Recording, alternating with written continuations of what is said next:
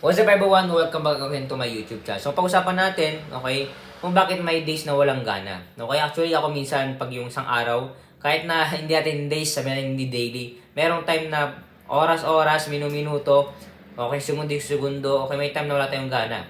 Okay, ito lang naman yung dahilan kung bakit nawawalan tayo ng gana. Especially pag yung may days na wala tayong gana. Dahil natural sa kahit anong pursuit, okay, or pursuit, okay. Dahil ito, normal lang naman talaga to.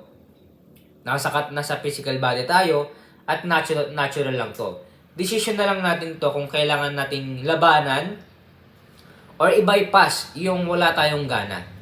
Okay, minsan wala tayong energy, okay, especially yung parang may bumubulong sa atin na huwag ka nang tumayo, huwag ka nang gumalaw, etc. Pero, kung talagang ikaw ay porsigido, pwede naman nating i-bypass o dayahin, okay? Yung walang gana. Okay, if you want to buy this book, leave the Facebook page, official description, mention lang po kayo. Salamat po and God bless.